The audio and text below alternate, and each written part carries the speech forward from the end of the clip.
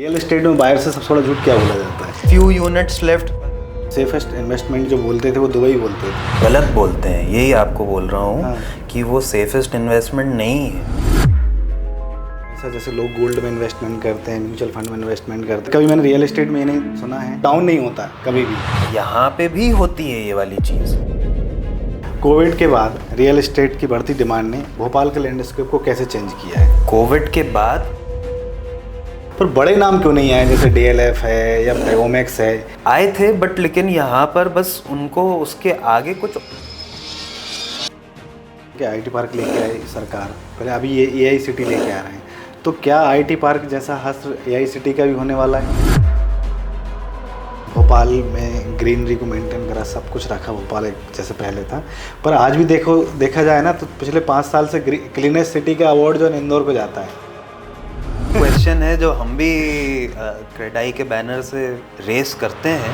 High rise apartment, high rise offices वो भोपाल में कब आएंगे, ये क्यों नहीं आ रहे हैं? देखिए क्या है, इसका एक रीज़न ये है कि भोपाल में। नमस्कार दोस्तों, स्वागत है आपका बतरसवाय देवेंद्र गौर में। जैसे आप जानते हैं हर बार हमारे यहाँ नए नए रियल एस्टेट के लोगों के साथ मैं पॉडकास्ट करता हूँ, जिससे जनता को एक पता चले कि रियल एस्टेट में क्या नए ट्रेंड्स फॉलो हो रहे हैं और किस तरीके से आप इन्वेस्टमेंट में आप चूज़ कर सकते हैं, सेलेक्ट कर सकते हैं। आज हमारे साथ हैं young and talented Jawad sir, जो एयरपोर्ट सिटी के डायरेक्टर हैं एंड क्रेडाई के यूथ विंग के प्रेसिडेंट रहे हैं सर, है ना। स्वागत है आपका। नमस्ते। तो चलिए सर, आज हम शुरुआत करते हैं। मैं एक ट्रेंड है सर, अभी आपने देखा होगा काफ़ी लंबे समय से आप जो एक युद्ध चल रहा है, जिसमें आपने देखा होगा कि काफ़ी कंट्री के साथ जो यूएस वगैरह का चल रहा है। तो मेरा एक क्वेश्चन है कि सर लोगों ने सबसे ज़्यादा सेफेस्ट इन्वेस्टमेंट जो बोलते थे वो दुबई बोलते थे, तो दुबई और भोपाल में या मध्य प्रदेश या इंडिया में लोग इन्वेस्टमेंट क्यों नहीं करते हैं रादर देन कि जो दुबई में सबसे ज़्यादा इन्वेस्टमेंट करते हैं? उसके पीछे क्या रीज़न है? देखिए, सबसे पहली चीज़ तो एक मिथ मैं आपको ब्रेक कर दूं। दुबई का मार्केट हमेशा से ऐसा रहा है। मेरे फादर दुबई में वर्क करते थे। ओके। 1980s में। ओके। उसके बाद फिर वहाँ से जो भी उन्होंने सेव किया था वो लेके भोपाल आए थे एंड बिल्डर बने थे जी। तो उस टाइम पे भी ये होता था, अगर कुछ वॉर होती थी मिडिल ईस्ट में तो लोग वहाँ से चले जाते थे, फिर लोग आ जाते थे। अब जब रशिया एंड यूक्रेन वॉर हो रहा था, तब रशियंस ने बहुत सारा इन्वेस्ट किया था दुबई में। ओके। ठीक है, अभी ये वॉर पे है तो लोग वहाँ से जा रहे हैं, तो ये वहाँ की साइकिल रही है, अप डाउन वहाँ पे बहुत होता है। वो बड़ा वॉलेटाइल मार्केट ही है दुबई। नहीं तो कोशिश सर, वैसे मतलब मैं ये जानना चाहता हूँ कि हम सेफेस्ट इन्वेस्टमेंट बोलते हैं लोग दुबई को, ठीक है? गलत बोलते हैं, यही आपको बोल रहा हूँ। हाँ। कि वो सेफेस्ट इन्वेस्टमेंट नहीं है। अच्छा। मतलब अगर आप प्राइस की फ्लक्चुएशन वाइज बात करें तो ये एक मिथ है, हमेशा से ऐसा ट्रेंड रहा है कि वहाँ पे प्राइसेस शूट भी होती हैं और डाउन भी हो जाती हैं। 2008 में लोग मतलब आप अपनी रिसर्च करना तो आपको पता चलेगा कि 2008 में लोग अपने घर छोड़ के, कार्स मतलब छोड़ के चले गए थे, भाग गए थे, क्योंकि उनके ऊपर डेट इतना था वो उसको रीपे नहीं कर सकते थे।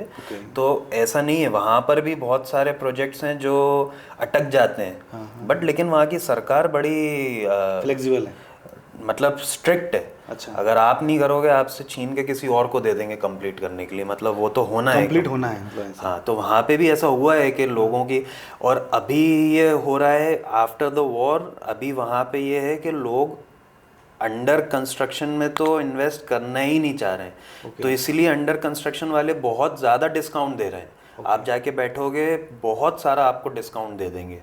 अभी लोगों को भरोसा है, जो बन चुका है वो बताओ उसके अंदर प्रॉपर्टी में। तो ये वाली चीज़ है वहाँ पे कि हाँ, सेफ होगा नहीं होगा, आगे क्या होता है वी डोंट नो, बट लेकिन प्राइजेस बहुत जंप होती हैं वहाँ पे, कभी ऊपर चली जाती हैं, कभी बहुत नीचे गिर जाती हैं, ऐसा बहुत होता है। पर इंडिया में ऐसा नहीं होता है। इंडिया में मतलब आप देखते हैं कि हमेशा जैसे लोग गोल्ड में इन्वेस्टमेंट करते हैं, म्यूचुअल फंड में इन्वेस्टमेंट करते हैं, वो अप एंड डाउन होते हैं। पर कभी मैंने रियल एस्टेट में ये नहीं सुना है कि प्रॉपर्टी के जो रेट हैं वो अगर फॉर एग्जांपल 3,000 रुपये स्क्वायर फीट हैं तो वो अगर थोड़ा डाउन होगा तो स्टेबल रहेगा, पर डाउन नहीं होता है कभी भी। देखिए, रियल एस्टेट या मतलब लैंड हो गई, आपका फ्लैट या आपका घर हो गया, ये इलिक्विड एसेट बोलते हैं इसको बेसिकली। ये ऐसी चीज़ नहीं है कि कल आपके घर में आपको कोई ज़रूरत है, जैसे गोल्ड है, आपने कल जाके सेल कर दिया, अब जो भी रेट चल रहा था आपने उसके अंदर सेल कर दिया, पैसे लिए काम कर लिया। रियल एस्टेट ऐसा एसेट है जिसमें इट टेक्स टाइम। आपका सेल होने को हो सकता है वो कल सेल हो जाए, हो सकता है उसको टाइम लगे, 3 महीने लग जाए, 2 महीने लग जाए। तो आपके क्वेश्चन पे मैं वापस से आता हूँ, तो यहाँ पे भी होती है ये वाली चीज़। यहाँ पर भी ऐसा है कि मार्केट डाउन हो जाता है, जैसे 2017, 2016, काफ़ी हद तक 18 भी, ये वो टाइम था जब मार्केट डाउन था। ओके। ये मार्केट अच्छा हुआ है कोविड के बाद से। कोविड से पहले तक बिल्डर्स थोड़ा स्ट्रगल ही कर रहे थे। ओके। उसके बाद उन्होंने अच्छा करना चालू किया। तो इंडिया में भी इस तरीके से होता है, बट इट्स जस्ट दैट कि लोग सेल नहीं करते, बहुत कम डिस्ट्रेस सेल्स होती हैं, लोग होल्ड करके रख लेते हैं अपनी चीज़ को। 3,000 की लिए तो अब नहीं सेल करते 2,800 की। भाई इसमें तो आप अपनी चीज़ के मालिक हो ना। मतलब एक मिनिमम ऐसे ऐसे भी समझ सकते हैं कि डाउन जो होता है जैसे प्रॉपर्टी बहुत रेयर केस में होती है। मतलब ऐसा नहीं कि सारा इन्वेस्टमेंट, मतलब आप 5% डाउन हो सकती है, 95% तो आप ही होती है ना सर? हाँ, ऐसा ही है। हाँ। स्टैग्नेंट हो जाती है, ये हो जाता है, बट डाउन नहीं होती। जनरल केसेस में डाउन नहीं होती, ऊपर ही जाती है। मतलब सेफेस्ट इन्वेस्टमेंट है अगर आपको सेफेस्ट इन्वेस्टमेंट मैं कहूँगा हमेशा प्रॉपर्टी है। देखिए, इसीलिए बैंक्स को भी घर पे या प्रॉपर्टी पे फाइनेंस देने में मज़ा आता है। उनको तो बहुत अच्छा लगता है ये वाला गेम, इसलिए क्योंकि आप अगर 1 CR की कोई प्रॉपर्टी ले रहे हो तो सबसे पहली चीज़ तो वो आपको 80% फाइनेंस देना है उनको, वो 80% देते हैं। दूसरी चीज़, वो अपनी ड्यू डिलिजेंस कर चुके होते हैं आफ्टर रेरा, ये TNCP, इसके बाद से काफ़ी चीज़ें रेगुलेट हो गई हैं। अब बिल्डर्स में वो जो पहले हो जाता था कि बिल्डर पैसा लेके भाग गया, या रेरा के आने के बाद तो शायद ऐसा काफ़ी फ्रॉड काफ़ी हद तक ख़त्म हो गया। तो बैंक्स को तो बहुत मज़ा आता है, 80 लाख रुपीस देने हैं आपको, प्रॉपर्टी उन्हें मालूम है 1 CR की है। अब प्रॉपर्टी आपकी राइज भी कर रही है, उसकी प्राइजेस भी बढ़ रही हैं, और अगर आप डिफॉल्टर हुए तो प्रॉपर्टी से प्रॉपर्टी उनको मिल ही गई, और उन्हें मालूम है प्रॉपर्टी, तो उनको तो बहुत मज़ा ही आता है उस चीज़ में। कोविड के बाद रियल एस्टेट की बढ़ती डिमांड ने भोपाल के लैंडस्केप को कैसे चेंज किया है? कोविड के बाद काफ़ी लोग जो बाहर रह रहे थे, भोपाल से बिलोंग करते हैं और वर्किंग उनकी बैंगलोर या मुंबई या दिल्ली में थी, वो लोग जब वापस आए और उन्होंने जब ये देखा कि यहाँ पर क्वालिटी ऑफ लाइफ, अभी आपको मालूम ही है दिल्ली में AQI क्या है, यहाँ पर क्या है, तो जब वो लोग यहाँ पर आए तो उनको ये समझ में आया कि जितने का हमें वहाँ पे एक 2 BHK फ्लैट पड़ता है, उतने का तो यहाँ पे हमारा विला आ जाता है। और फिर कोविड ने ये सिखाया कि वर्क फ्रॉम होम भी हो सकता है, आपको पूरे टाइम ऑफिस आने की ज़रूरत नहीं है। तो ये फ्लेक्सिबिलिटी मिली, ये कोविड से ही चालू हुआ। तो जब ये फ्लेक्सिबिलिटी आई लोगों के पास, तो उन्हें ये लगा कि जहाँ पे क्वालिटी ऑफ लाइफ अच्छी है, भाई हमारे होम टाउन में बेटर है, तो हम यहीं पे इन्वेस्ट करें, घर वालों के साथ रहें। दूसरी चीज़, अनसर्टिनिटी लोगों के दिमाग में आई कि कल का भरोसा नहीं है, कोई भी जा सकता है। तो काफ़ी लोग बाहर से वापस इधर आ गए और यहाँ पे इन्वेस्ट करने लगे। तो कोविड के बाद इन्वेस्टमेंट भोपाल में बढ़ा है? कोविड के बाद किसी भी Tier 2 सिटी में इन्वेस्टमेंट बढ़ा है। Tier 2 सिटीज़ की ग्रोथ ही कोविड के बाद से चालू हुई है, जो उसने Tier 1 सिटीज़ की ग्रोथ परसेंटेज को डिफीट किया है। ओके। तो सर जैसे आपने अभी टीयर 1 टीयर 2 सिटीज़ की बात की। मैं आपको एक और बात बताता हूँ, एक और किस्सा मुझे इस चीज़ से याद आया। अभी मैं हाउसिंग.com के एक इवेंट में गया था, तो उनका जो इंडिया पूरा हेड करते हैं वो मेरे पास आए थे। तो उन्होंने मुझसे ये वाली बात करी, वो जब आए उन्होंने मुझसे पूछा कि आपके प्रोजेक्ट में सेल्स जो होती हैं वो आप एंड यूज़र्स को सेल कर रहे हो कि इन्वेस्टर्स को सेल कर रहे हो। तो मैंने बोला हमारे पास तो एंड यूज़र्स ही आते हैं, भोपाल में टीयर 2 सिटी है और यहाँ पे कोई बड़ी कंपनी अभी तक आई नहीं है, तो उस वजह से जो विदिशा या सागर जो लगे लगे शहर हैं वो होशंगाबाद और जो भोपाल के लोग रहने वाले हैं वही इन्वेस्ट करते हैं। तो उन्होंने बोला आप इन्वेस्टर्स को पिच क्यों नहीं करते हो? तो मैंने बोला मतलब मैं आपकी बात नहीं समझा। उन्होंने बोला जैसे बॉम्बे, दिल्ली, बैंगलोर, हैदराबाद, आप यहाँ के इन्वेस्टर्स को पिच क्यों नहीं करते हो भोपाल? तो मैंने बोला वो क्यों इन्वेस्ट करेंगे भाई भोपाल में? वो बोलने लगे कि वो ही इन्वेस्ट करेंगे भोपाल में अगर आप उनको एक राइट स्टोरी भोपाल के बारे में बताओगे। क्यों? क्योंकि उनके लिए भोपाल की प्रॉपर्टी प्राइसेस पीनट्स लगती हैं उनको। 1 CR में यहाँ पे आलीशान अच्छा डुप्लेक्स मिल आलीशान चीज आ जाती है, 1 CR में वहाँ कुछ नहीं आता। तो लोगों को अपना पोर्टफोलियो डाइवर्स करना है। उन्होंने कर लिया, स्टॉक्स में पैसे लगा लिए। बॉम्बे दिल्ली में जो इंसान कमा रहा है 3 लाख रुपए 4 लाख रुपए महीना, उसने अपने स्टॉक्स में पैसा लगा लिया, गोल्ड में लगा लिया, उसने वहाँ पे भी प्रॉपर्टी बना ली। अभी उसको और डाइवर्सिफाई करना है। डाइवर्सिटी मतलब 2 टियर सिटी में इन्वेस्टमेंट करना। तो मतलब वो ये बंदा जो हाउसिंग.com वाला जिसकी मैं बात कर रहा हूँ, ये बॉम्बे में रहता है। जब वो भोपाल आया तो वो सबसे पहले जिस प्रोजेक्ट में गया, मैं नाम नहीं लूँगा, उसने वहाँ जाके पूछा कि यहाँ की प्रॉपर्टी प्राइसेस क्या हैं, और जब उसे पता चला तो हैरान हो गया। वो बोलने लगा ऐसा व्यू, ऐसा पूरा कैंपस और ये इस प्राइस में, मतलब यार ये तो मैं यूं ही लेके पटक लूँ। तो ये चीज़ है। तो सर जैसे आपने जैसे 1 टियर सिटी 2 टियर सिटी की बात करते हैं, अभी आपने नाम गुड़गांव का नाम सुना होगा। गुड़गांव में 200 करोड़ रुपए का फ्लैट, आप गुड़गांव में एक 200 करोड़ का फ्लैट लेते हैं और भोपाल जैसे 2 टियर सिटी में 200 करोड़ में एक आप पूरा कैंपस रन कर सकते हैं। मतलब मुझे लगता है 20-25 एकड़ का एक पूरा इंटायर कैंपस बना सकते हैं। तो यही एक डिफरेंस है कि वहाँ पर इन्वेस्टमेंट करने से बेहतर return of investment 2 tier city मिलने वाला है। हाँ बिल्कुल, टीयर 2 सिटीज़ में अभी ग्रोथ है, यहाँ पे लैंड है, यहाँ पे अपॉर्चुनिटीज़ हैं। अभी गवर्नमेंट अगर साथ दे और पॉलिसीज़ ईजी पॉलिसीज़ लेके आए तो बहुत अच्छे से डेवलप हो सकते हैं। बट आपकी गुड़गांव वाली बात पे मैं आपसे ये कहूँगा कि वहाँ पे 200 CR का फ्लैट जो बिका है, देखिए आजकल सिनेरियो लैंडस्केप डिफरेंट हो गया। आज के टाइम पे लोकेशन तो एक फैक्टर है ही कि आप कितनी प्राइम लोकेशन पे हो। देखिए Gurgaon is not a prime location, Gurgaon is not Delhi, वो गांव ही है आज भी। मतलब अगर आप वो DLF के प्रोजेक्ट को हटा दो तो इर्द गिर्द कोई बहुत ज़्यादा कोई डेवलप नहीं हो, बट DLF का नाम है।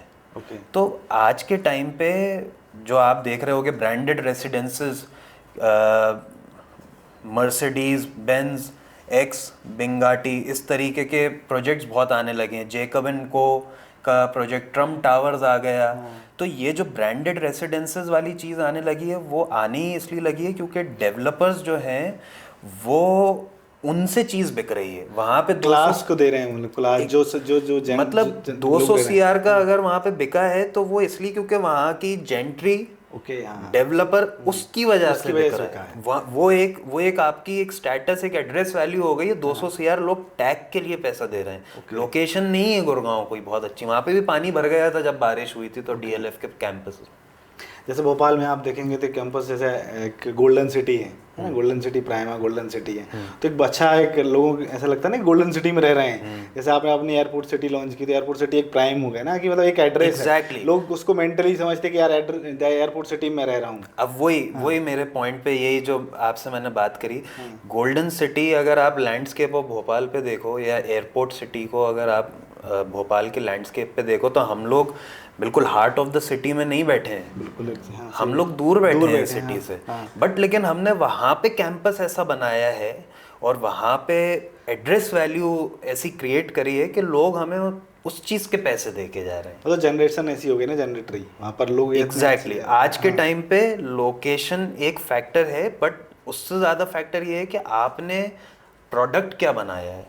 प्रोडक्ट की ज़्यादा आज के टाइम पे वैल्यू है, क्योंकि सबके पास कार है, सबके पास चीज़ें हैं, 5 मिनट्स लगते हैं, आप आ जाओ कहीं से कहीं पे भी चले जाओ। आज लोग हसल बसल से दूर रहना चाहते हैं। सर जैसे आपने डीएलएफ की बात की, गुड़गांव बनाया उन्होंने, बहुत एक गांव है पर वो एक उन्होंने डीएलएफ जो सोसाइटी बनाई वो एक बहुत बड़ा नाम हो गया, पूरा डेवलप कर दिया। तो सर जैसे आप देखेंगे भोपाल में हम सारे बिल्डर्स के साथ हम लोग बैठते उठते हैं, आप सबको जानते हैं, मैं भी सबको जानता हूँ, पर बड़े नाम क्यों नहीं आए? जैसे डीएलएफ है या कोई दूसरा है बड़ा नाम हो जो भोपाल में इन्वेस्टमेंट करे, ओमेक्स है या कोई भी और भी नाम हो सकते हैं जिन्होंने इंदौर में अपना हब बनाया है ना, इंदौर में इन्वेस्टमेंट, इंदौर में अपने प्रोजेक्ट लेके आए, पर वो भोपाल में लेके क्यों नहीं आए? उसके पीछे क्या रीज़न रहा है? गवर्नमेंट की पॉलिसी है या लोगों का यहाँ का रिस्पॉन्स है, क्या ऐसा रीज़न रहा है?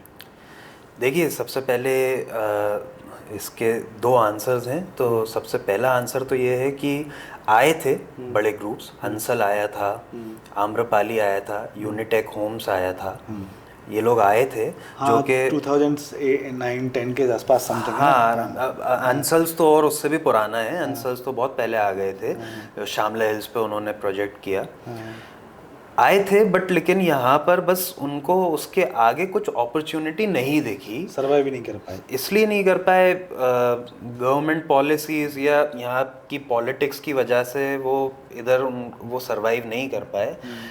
इंदौर थोड़ा प्रोग्रेसिव शहर है, तो वहाँ पे उनको लैंड अपॉर्चुनिटीज़ भी मिली। दूसरी चीज़ वहाँ पर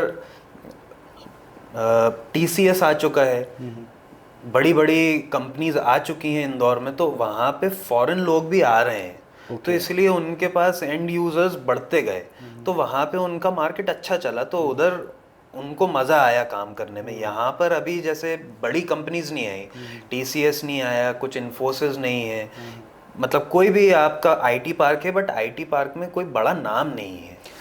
सर देखिए जैसे उन्होंने पहले आईटी पार्क लॉन्च किया है, ठीक है, आईटी पार्क लेके आई सरकार, पहले अभी ये एआई सिटी लेके आ रहे हैं, तो क्या आईटी पार्क जैसा हश्र एआई सिटी का भी होने वाला है? देखिए ये तो गवर्नमेंट के ऊपर डिपेंड करता है, अगर वो तरीके से करें तो it's a very big opportunity. अगर एआई सिटी को बहुत तरीके से डेवलप किया जाए एंड एंकर ब्रांड्स लेके आई जाए, जैसे बड़ी बड़ी कंपनीज को इंसेंटिव्स दिए जाए, वो आ जाए यहाँ पे, उनको वर्किंग स्पेस मिले, उनके लिए रूल्स एंड रेगुलेशन थोड़े ईज आउट हों ताकि वो अच्छे से काम कर पाएँ, तो ये सरकार को करना चाहिए। ऐसा अगर कर लिया तो फिर छोटी ब्रांड्स भी आएंगी।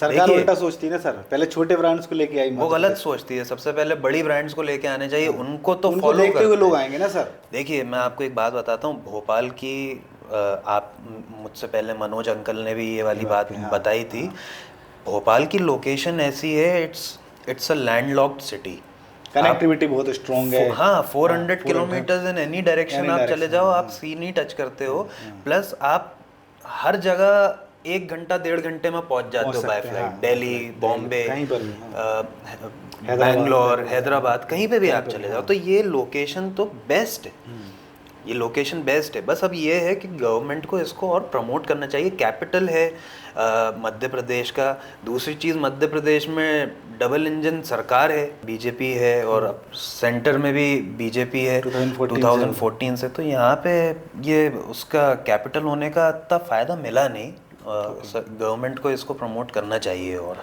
तो सर जैसे गवर्नमेंट सारे यहाँ पर ऑफिसेस हैं मध्य प्रदेश के, है ना, पूरे भोपाल में, पर गवर्नमेंट ने जो ध्यान दिया है वो इंदौर में ज़्यादा ध्यान दिया है रादर देन कि भोपाल में। जबकि आप देखो ना भोपाल, आप इंदौर में जैसे गोदरेज, बड़े बड़े नाम जो आज भी सर्वाइवल काम कर रहे हैं ना, पर भोपाल में तो जो पहले आए उससे पहले आए, मतलब आप जैसे अगर बात कर रहे हैं तो आप देखो कि इंदौर से पहले भोपाल में आए, पर वो सर्वाइव नहीं कर पाए। उसके पीछे रीज़न क्या है कि सरकार जो है वो उसको भोपाल में ध्यान नहीं देती, जबकि सबसे ज़्यादा अच्छा शहर है। आप ग्रीन सिटी देखिए, ग्रीन एआई सिटी लेके आए हैं, आपने आईटी पार्क की बात की, आईटी पार्क बनाया है, पर उसमें भी बड़े बड़े लोगों को लेके नहीं आ सकती। बड़ी कंपनियां हैं जैसे TCS है, विप्रो है, बड़े बड़े नाम जो है ना, उनने छोटे ऑफिस डाल दिए, नाम आ गया TCS आया, पर उसने इतना बड़ा इंफ्रास्ट्रक्चर रेडी नहीं किया यहाँ पर। हो सकता है गवर्नमेंट की ये प्लानिंग रही हो कि दो शहर हैं, एक इंदौर है, अब वो हमेशा से बड़ा शहर रहा, हमेशा से कमर्शियली बेटर ही कर रहा था भोपाल से, तो उन्होंने उस फ्रंट में उसी को प्रमोट किया इंदौर को।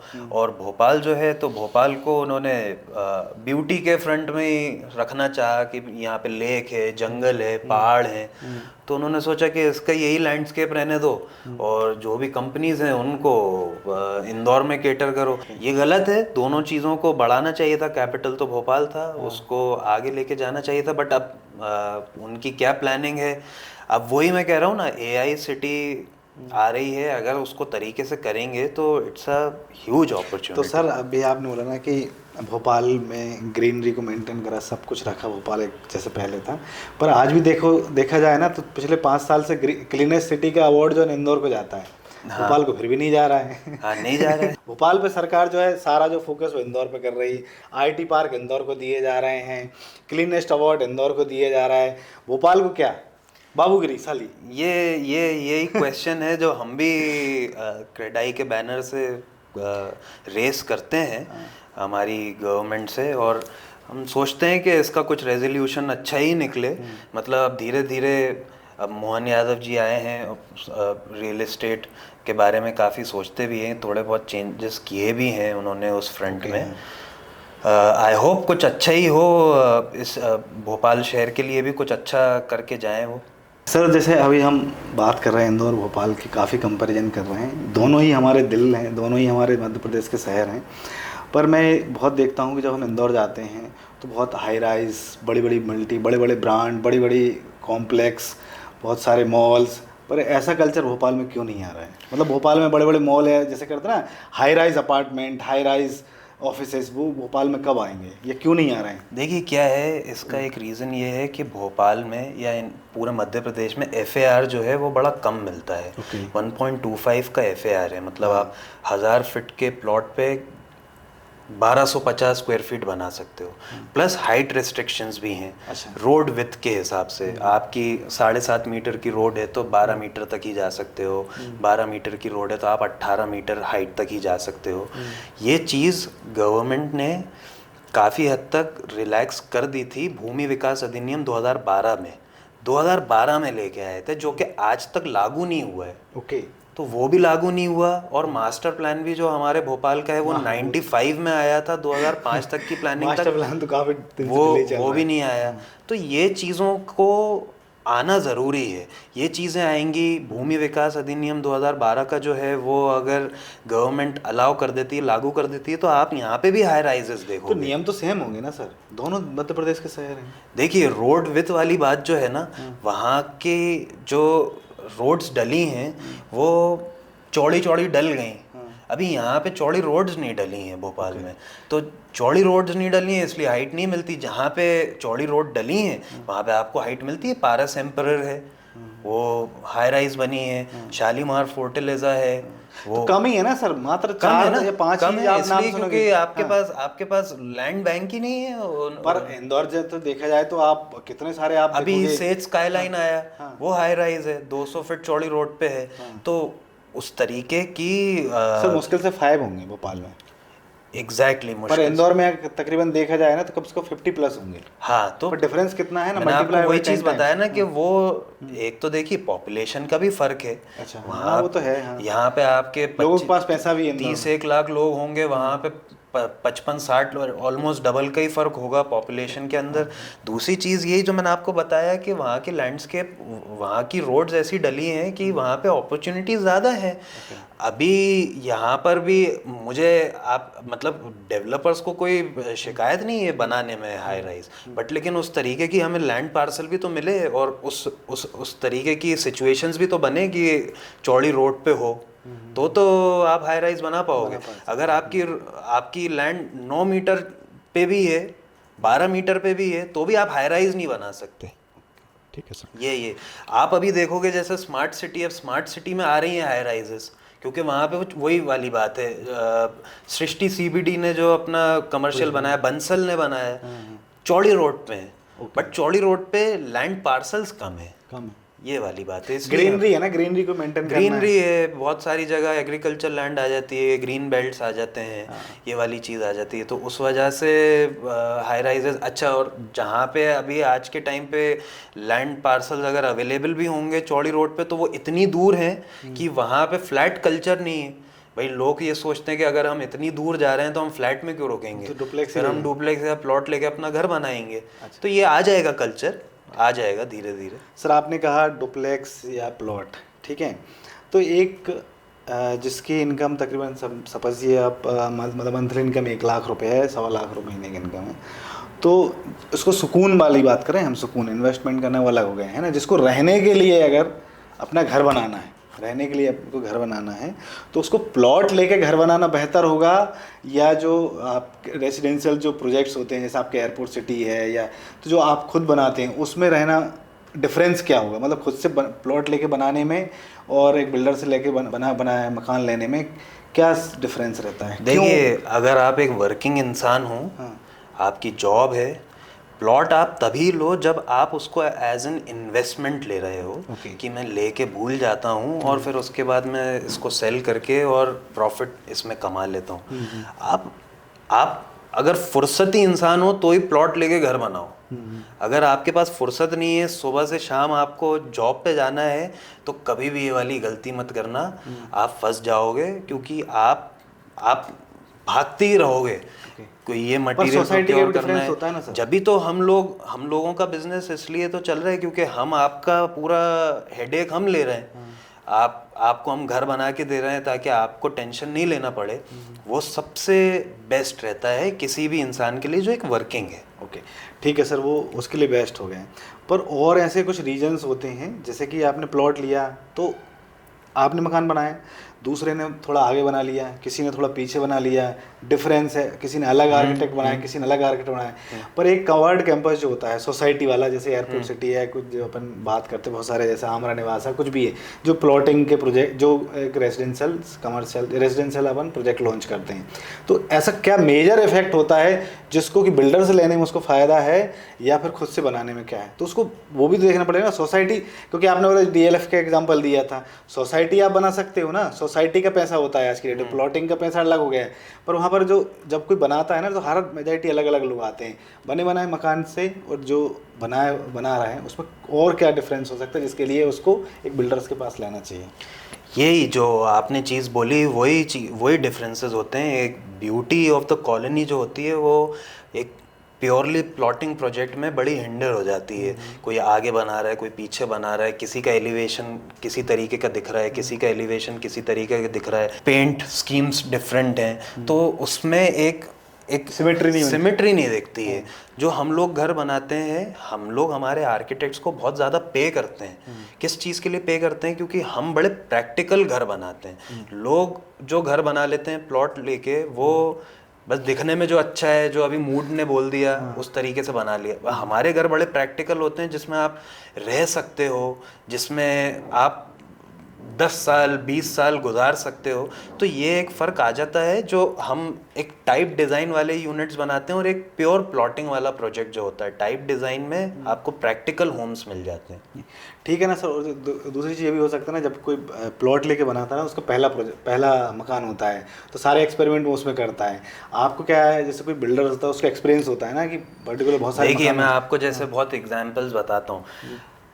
आप प्लॉट लेके घर बनाओगे, किसी कॉन्ट्रैक्टर से ही बनवाओगे। अब भाई contractor is also a businessman. वो कोशिश ये करता है, अगर आपसे कमिटमेंट है 30 लाख रुपए में आपको घर बना के देना है, तो वो कोशिश करेगा जितने कम में मैं घर बना के दे दूं, उतना उसका प्रॉफिट है। अब बहुत चीज़ें होती हैं जो कि आप नोटिस भी नहीं करोगे। अब जैसे गेट हाइट, ये एक टेक्निकल एरर हो जाता है लोगों से कि गेट क्लियर हाइट 7 फीट देनी है, बट वो जो कॉन्ट्रैक्टर होते हैं ना, अब उन्होंने नाप ले लिया, पहले जब फ्लोरिंग नहीं करी थी ना, वहीं से ले लिया 7 फीट, अब उसके बाद फ्लोरिंग भी कर दी, तो वो 7 फीट बचा ही नहीं गेट। अब वो क्या होता है, आज आपको पता नहीं चलेगा। अब अच्छा, उसमें फिर चौखट भी लग जाएंगी।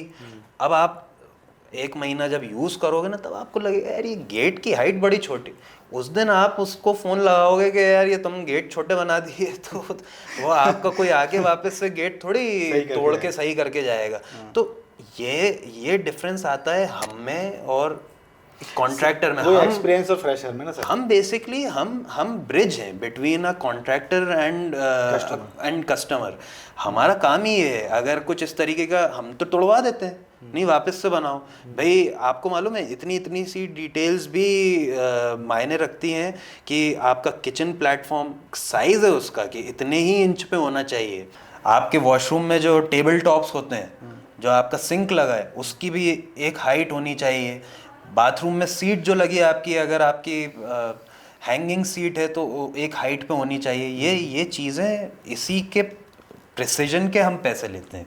सर एक मुझे किसी कॉन्ट्रैक्टर से क्वेश्चन पूछना चाहिए था, जैसे आपसे पूछ सकते हैं, एक पर स्क्वायर फीट क्या कॉस्ट आती है? मतलब कैसे एक प्लॉट लेके बंदा कोई बना रहा है उसको को कैसे मेजर कर सकता है वो, अगर उसका खुद का घर बनाना है उसको? इसका कोई पैमाना नहीं है। आप आपके ऊपर है आप कितना स्पेंड कर सकते हो। एक अच्छी क्वालिटी का गुड क्वालिटी डिसेंट होम 1800 रुपये पर स्क्वायर फीट से आपका जो स्लैब एरिया आया है, जो आपका स्लैब एरिया आया है, पहली छत और दूसरी छत, उसका जो स्लैब आपने डाला है इनटू आप 1800 रुपये से चालू होके तो आप कहीं तक लेके जा सकते हो। अब जैसे जो 5 स्टार होटल्स होती हैं, इनका अगर आप ये Calculation पर निकालें, स्क्वायर हाँ। फीट अगर आप निकालोगे तो ये आएगा 6000 रुपये पर स्क्वायर फीट, उनकी मतलब वो तो स्पेसिफिकेशन। फिर आपके ऊपर है, आप क्या आपके material use ऊपर कर है, रहे हैं। आप संगमरमर लगा लो या आप 1x1 का टाइल लगा दो, ये आपकी स्पेसिफिकेशंस के ऊपर है कि आप क्या स्पेसिफिकेशंस लगा रहे हो आपके घर में। हमने ऐसे भी बाथरूम्स बनाए हैं जो कि खाली बाथरूम ही बाथरूम 30-40 लाख रुपीस का बना है, सिर्फ बाथरूम ही बाथरूम 30-40 लाख रुपीस का। उसकी सीट्स ही मतलब ऑटोमेटेड सीट्स हैं पूरी, हाँ, कुछ पूरा का पैरामीटर पूरा। नहीं हो सकता, उसकी उसका कोई कोई costing उसका नहीं हो कोई वो नहीं है। एज ए इन्वेस्टर जब हम बात करते हैं कि 2016-18 के आसपास बावड़िया कला में जब कॉस्ट थी तकरीबन 2500 से 3000 स्क्वायर फीट, और वही सेम एज ए इन्वेस्टमेंट की हम बात करते हैं 2016 और 2017-18 के बीच में एयरपोर्ट रोड पे कॉस्ट थी 1000 रुपये स्क्वायर फीट प्लॉट मिल रहा था कवर्ड कैंपस में, है ना। हम कवर्ड कैंपस की बात करते हैं, दोनों कंपेरिजन कवर्ड कैंपस की बात करते हैं। तो वहाँ पर जो आज का रेट है वो है 6000, 5000, 6000 स्क्वायर फीट का, है ना। 1000 का जो प्राइस था वो आज के रेट में 6000 रुपये स्क्वायर फीट हो गया। और जो बावड़िया कला में जो रेट था वो 2500 रुपये स्क्वायर फीट था, आज के रेट में वो 2500 से 3000 का था। तो वो 12000, 10000 के आसपास के कवर्ड कैंपस में मिल रहे हैं प्रोजेक्ट, है ना। तो आने वाले 10 साल में क्या ये इक्वलेंट रहेगा? मतलब जो जिस हिसाब से प्रोग्रेस बावड़िया कला ने की है, जिस हिसाब से प्रोग्रेस एयरपोर्ट रोड ने की है, तो क्या ये ट्रेंड ऑटोमेटिक 10 साल तक मिलेगा हमको देखने को? देखिए, मुझसे अगर आप पूछोगे तो मुझे ये लगता है आने वाले 10 साल में भोपाल में अगर किसी एरिया का फ्यूचर है तो वो एयरपोर्ट रोड है। उसके पीछे का रीज़न है, देखिए भोपाल 3 जगह से बढ़ सकता था। एक कोलार रोड थी, एक होशंगाबाद रोड थी और एक एयरपोर्ट रोड थी। सबसे पहले कोलार रोड बढ़ा, but Kolar road is not a logical extension of Bhopal. वो रोड कहीं नहीं जाती, वो डेड एंड हो जाता है एक जगह जाके। आपको एयरपोर्ट आना है या स्टेशन जाना है, ट्रेन स्टेशन, तो आपको पूरा आना पड़ता है। ऐसे ही Hoshangabad road is also not a logical extension of Bhopal. वो कहीं भोपाल को किसी भी शहर से नहीं जोड़ती है। वहाँ पे भी यही है। जो होशंगाबाद रोड पे, मेन रोड पे तो प्रोजेक्ट्स कम है, बाकी जो प्रोजेक्ट्स हैं वो बाग मुगलिया, बाग सेवनिया, जाट खेड़ी 6-7 किलोमीटर्स अंदर जाके आते हैं। वहाँ से अगर आपको रानी कमलापति आना है या एयरपोर्ट जाना है तो टाइम उतना ही लगता है। कहने को आप होशंगाबाद रोड पे हो, बट टाइम वाइज अगर आप देखोगे तो उतना ही लग जाएगा। फिर आती है आपकी एयरपोर्ट रोड, और ये थोड़ा अनटैप्ड एरिया है। यहाँ पे अभी इतने प्रोजेक्ट्स आए नहीं हैं। ये रोड लॉजिकल एक्सटेंशन है भोपाल का। ये रोड दिल्ली जा रही है, बॉम्बे जा रही है, ग्वालियर जा रही है, जयपुर जा रही है, इंदौर जा रही है, हर जगह जा रही है। प्लस एयरपोर्ट की कनेक्टिविटी। पहले के टाइम पे क्या होता था, लोग ये सोचते थे कि रेलवे स्टेशन के पास में बस स्टैंड और रेलवे स्टेशन। अब क्या हो गया है, टाइम इज़ मनी। फ्लाइट की प्राइजेस 4000 रुपये की आ रही हैं बॉम्बे की, ट्रेन 1500-2000 का आ रहा होगा। मैं आपसे second class first class AC की बात कर रहा हूँ।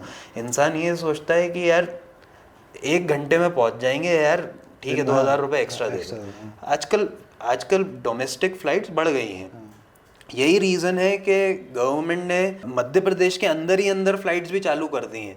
भोपाल की रीवा कनेक्टिविटी हो गई है, इंदौर की जबलपुर कनेक्टिविटी, ये सारी चीज़ें कनेक्टिविटी इसलिए हो गई क्योंकि लोग हैं ना जाने वाले। तो मुझे ये लगता है कि अभी जो फ्यूचर है वो एयरपोर्ट रोड पे ही है, क्योंकि यहाँ पर एक और मज़े की बात ये है कि वहाँ पे अभी लैंड्स जो हैं वो सारी एग्रीकल्चर हैं, और जितने भी मास्टर प्लान्स के ड्राफ्ट आए उसमें वो पूरी लैंड रेसिडेंशियल कर रहे थे, और रेसिडेंशियल के साथ साथ पूरे भोपाल में जो नया रेसिडेंशियल एरिया हो रहा था वहाँ का FAR तो 0.75 रख रहे थे। एयरपोर्ट रोड सिर्फ एक ऐसा एरिया था जहाँ का FAR 1.25 मिल रहा था। ओके।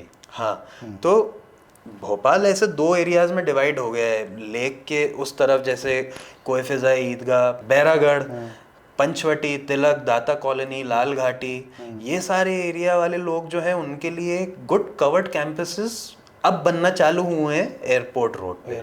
तो ये अगर आप इन्वेस्टमेंट के पर्पज से बात करेंगे तो दिस इज मतलब जो ट्रेंड अभी आपने देखने को मिला है, जो 1,000 रुपये स्क्वायर फीट का तकरीबन आप 10 साल में देखें तो 6 के मल्टीप्लाई बाय 6 टाइम्स ग्रोथ हुई है, और वही ग्रोथ जो है बावड़िया कला की 4 टाइम्स हुई है। अगर आप ऐसे कैलकुलेशंस करें तो सेम पैटर्न अगेन मिलेगा। बावड़िया कला की भी प्रीटी मच सेम ही ग्रोथ हुई है जो वहाँ पे हुई है, बस अब ये फर्क ये आ गया है कि बावड़िया कला जितना एरिया था अब वो फिल हो गया है। एयरपोर्ट रोड में अभी भी बहुत सारी अपॉर्चुनिटी बची है।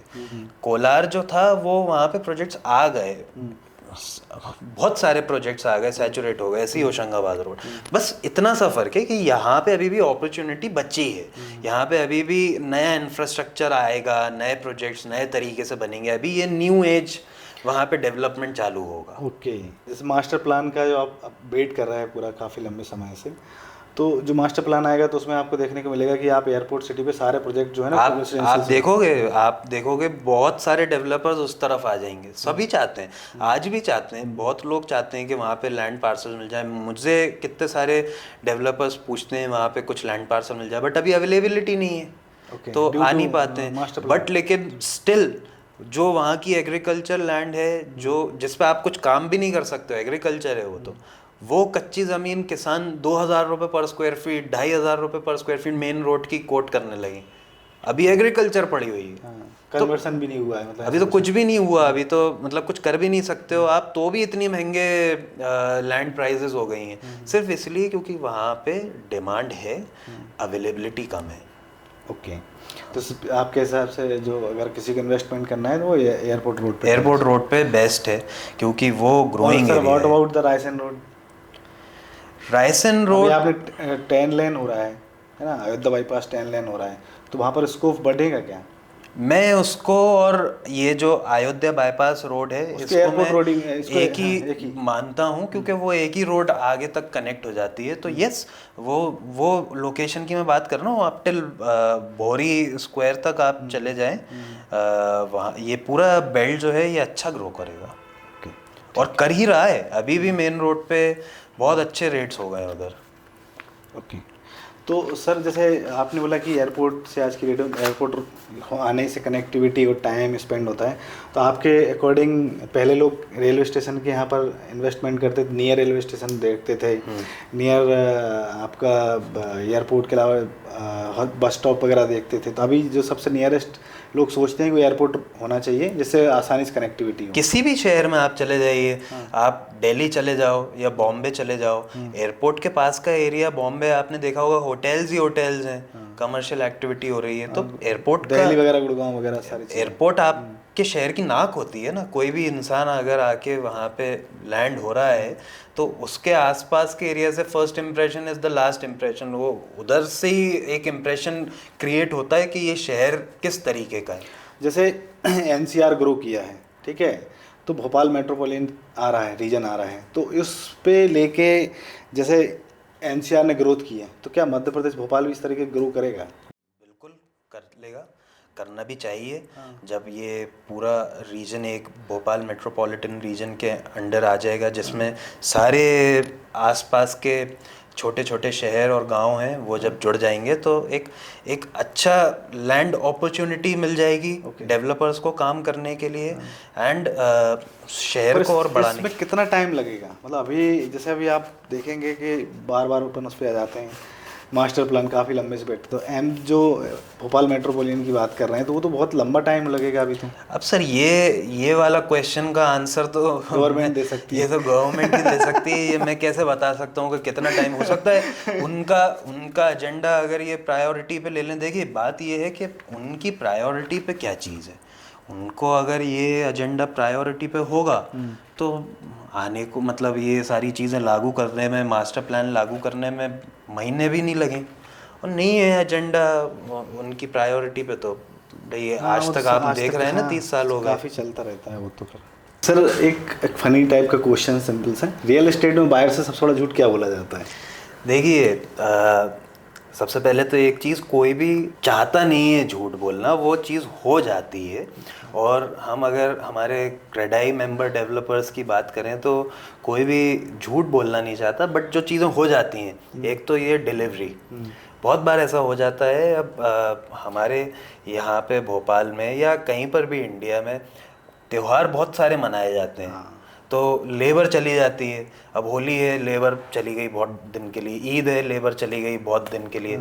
फिर यहाँ के टेम्परेचर्स, वेदर इस तरीके का, बारिश है तो हो ही रही है बारिश, होती जा रही है बारिश, सर्दी है बहुत ज़्यादा एक्सट्रीम, ठंड गर्मी है तो बहुत ज़्यादा एक्सट्रीम। तो उस वजह से लेबर मैनेजमेंट बड़ा डिफ़िकल्ट हो जाता है। तो कभी कभी टाइमलाइंस डिले हो जाती हैं कि हमें देना था इतने टाइम में, हमने चाहा भी देना बट लेकिन नहीं, कोई भी, देखिए मुझे पैसे तब मिलते हैं जब मैं आपको डिलीवरी देता हूँ, ठीक है। मैं जैसे आपसे पैसे, जैसे मैं अपने कस्टमर्स से पहले 1% ऑफ काम करता हूँ, फिर उस परसेंट के पैसे लेता हूँ। तो मुझे तो मज़ा ही आएगा ना, मुझे जितनी जल्दी पैसा मिल जाए, समझ रहे हैं आप। और इसके अगर मैं डिले करूँगा काम को तो मेरा ही नुकसान है, मुझे ही चीज़ महंगी पड़ रही है। तो एक तो ये चीज़ हो जाती है। दूसरी चीज़, फ्यू यूनिट्स लेफ्ट वाली चीज़ बोलते हैं, वो एक मार्केटिंग गिमिक है, वो करते हैं। और वो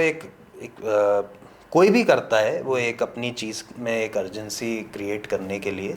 बट लेकिन बाय गॉड्स ग्रेस हमें ये वाली चीज़ करने की ज़रूरत नहीं पड़ी, क्योंकि सच में भी हमारे पास बुकिंग्स आ जाती हैं और चीज़ें सेल हो जाती हैं। सर मैं आपसे पूछना चाहता हूँ, अभी काफ़ी ट्रेंड में एआई चल रहा है, तो क्या रियल एस्टेट में या एज ए बिल्डर जब आप काम करते हैं तो एआई का कितने % आप लोग यूज़ करते हो और उससे क्या बेनिफिट्स हैं आपको? रियल एस्टेट में कुछ बेनिफिट्स हैं एआई के, सिर्फ डिजिटल में ही बेनिफिट्स हैं? हाँ, बहुत बेनिफिट्स हैं एआई के। अभी आपने आई थिंक देखा हो, लोधा ग्रुप के जो ओनर हैं उनका पॉडकास्ट देखा हो, तो उन्होंने ऐसा सेटअप बना के रखा है कि उनकी कितनी क्लोजिंग तो उनका एआई एजेंट कर रहा है। सारी कॉल्स पे रिवर्ट, मिसलेनियस क्वेश्चंस जो FAQs हैं वो सब उनका एआई आंसर दे देता है। तो जहाँ पे वॉल्यूम बहुत बड़ा है वहाँ पे एआई का बहुत अच्छा रोल है कि जितने भी FAQs हैं उनके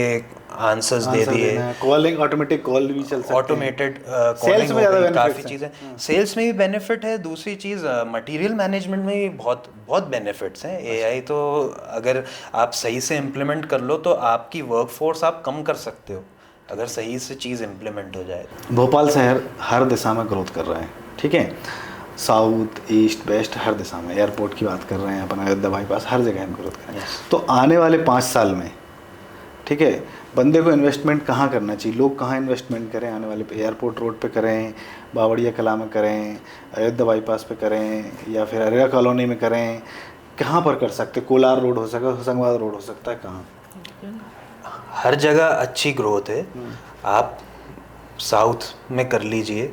पर मेरा इसमें बायस्ड हूँ मैं, और मैंने जितनी स्टडी करी है, मेरी जो रिसर्च है, मुझे एयरपोर्ट रोड और अयोध्या बाईपास का बेल्ट जो है वो बेस्ट लगता है अभी इन्वेस्ट करने के लिए। आप यही क्वेश्चन मुझसे 10 साल पहले या 15 साल पहले पूछते तो मेरा आंसर डिफरेंट होता और मैं डिफरेंट एरिया को Suggest बोलता, करते हैं। सजेस्ट करता। बट अभी के सिनेरियो में मैं airport road, Ayodhya bypass road ही बोलूँगा, इसलिए क्योंकि गवर्नमेंट भी इन्वेस्टेड है।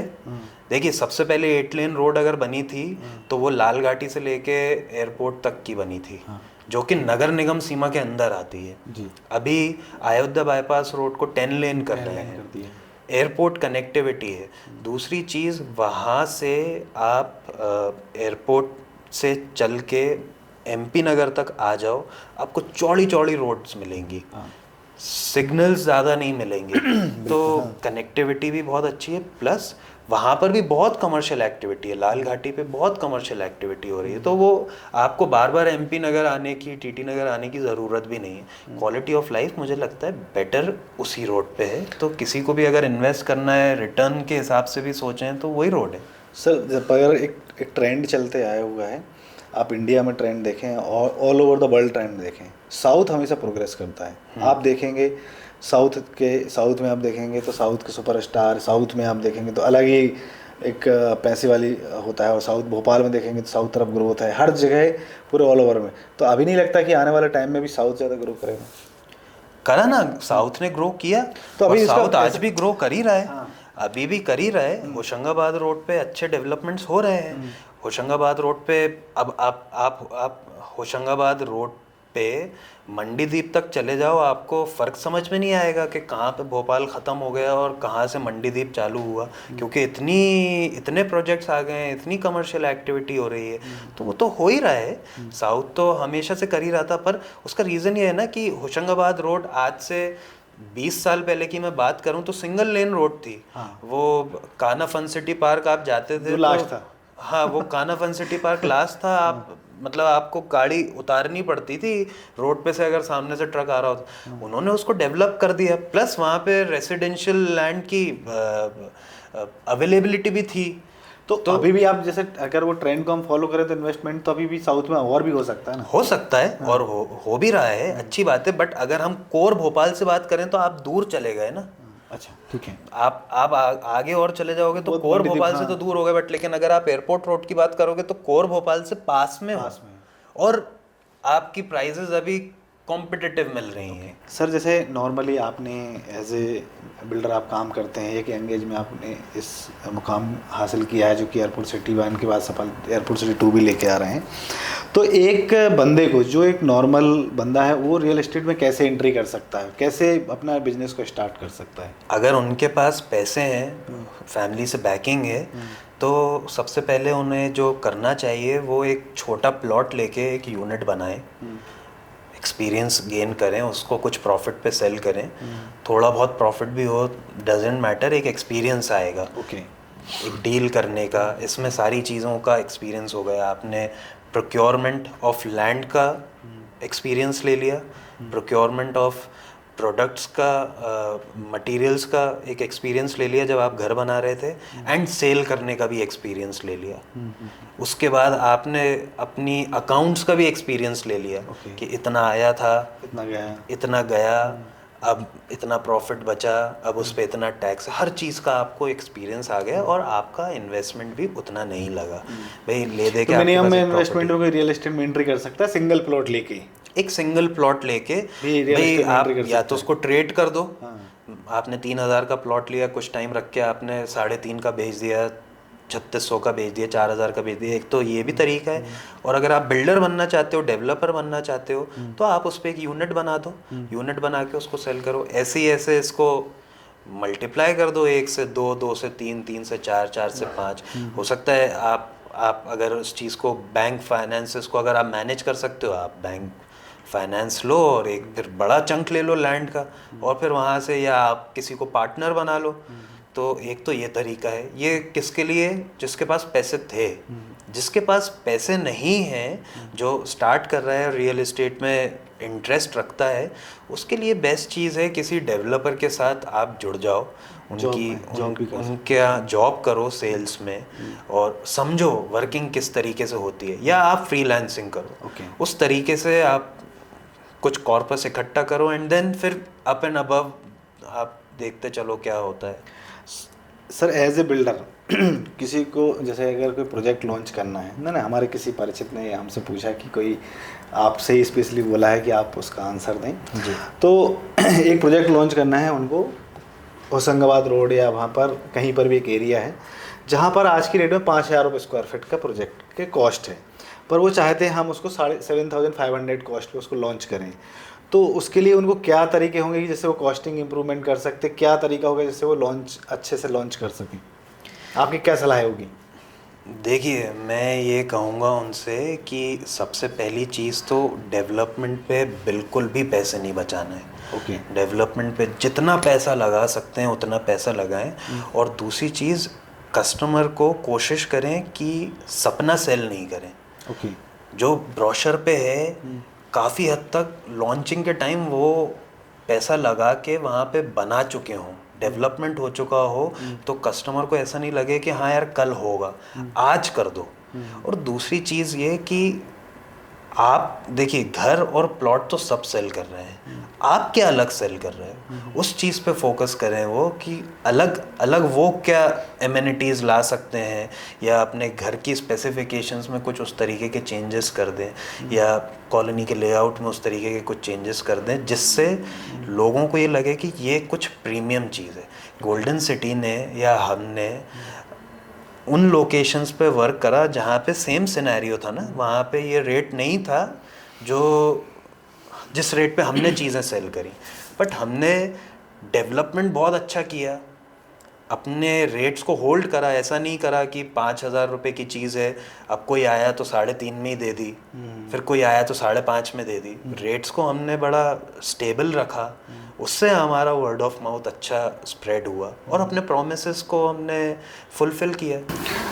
Sir thank you so much sir, आपने अपना प्रीशियस टाइम दिया, आप यहाँ आए और हमारी जनता के लिए आपने कई मुद्दों पे अच्छी सलाह दी, जो कि रियल एस्टेट में इन्वेस्टमेंट करना चाहते हैं, रियल एस्टेट में अपना बिजनेस स्टार्ट करना चाहते हैं, किसी भी तरीके से रियल एस्टेट से कुछ भी क्वेश्चंस हैं आप हमको कमेंट कर सकते हैं और उसको लाइक और सब्सक्राइब को फॉलो करें। Thank you so much.